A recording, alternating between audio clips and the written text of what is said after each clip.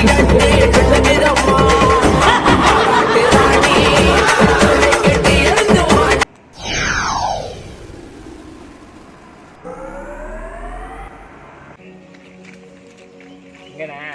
அடிச்சா எடுக்க மாட்டேங்க, குரூப்பில் கூட வந்து பேச மாட்டேங்க, என்ன கதை? வேறடா ஐயா, முடிஞ்சா நான் குரூப்பில் வந்து பேசுகிறேங்க ஐயா. இல்லை, நான் குரூப்பில் ஒரு முக்கியமான விஷயம் பேசியிருந்தாங்க, அதான் கேட்குறேன். ஆமாம் ஐயா, என்ன விஷயம்யா?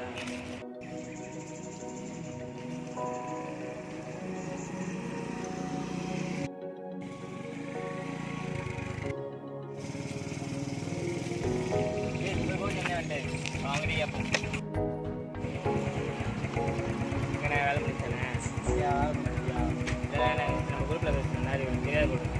ஆமாண்ணே, தெரியாதுண்ணே. என்னையா தெரியாதுங்களா? கவி அண்ணே அம்மா ஒரு பாட்டு எழுதி முடிச்சிட்டாரியா? ஆமாண்ணே, என்னென்ன சொல்கிறீங்க? இதை தானே உங்ககிட்ட அங்கே நான் சொல்ல வந்தேன். ஐயோ இல்லையா, நான் கவி அண்ணனுக்கே கால் பண்ணுவோம், நம்ம எல்லாம் கேட்போம் அவர் என்ன சொல்கிறாரு.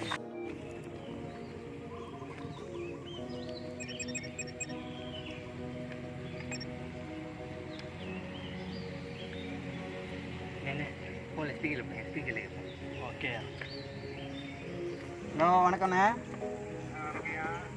அண்ணே, எங்கண்ணா இருக்கீங்க? வேலையாண்ணே? நானும் வேலை முடிஞ்சு போய்கிட்டு இருந்தேண்ணே, பையனுங்க ரோட்டில் பேசிக்கிட்டு இருந்தானுங்க. அப்போ ரிஷி வந்து கேட்டான், அண்ணா நம்ம குரூப்பில் பேசணும் கோவம் எனக்கு தெரியாதான், அதான் கேட்டாங்க என்ன கதைன்னு.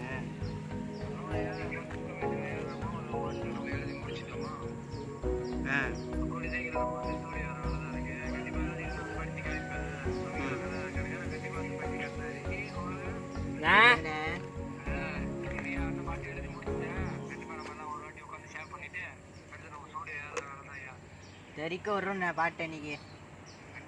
நான் வேற லெவலில் இருக்கும் அந்த பாட்டு. கண்டிப்பாக நம்ம அடியே டிஃப்ரெண்டாக இருக்கணும். தெரிக்க வரும் பாட்டை. கேட்கலாம். சரிண்ணா.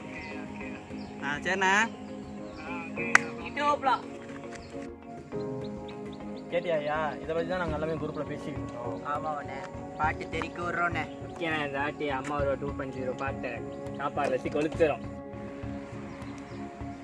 சரியா, எனக்கு மணியாச்சு, நானும் கிளம்புறேன். நீங்கள் ட்ரைனிங் இருக்கு, கண்டிப்பாக எல்லாம் வந்துருங்க. ஓகேண்ணே. சரியா, அண்ணன் கிளம்புறேன், பார்த்து வீட்டுக்கு போங்க. சரிண்ணே.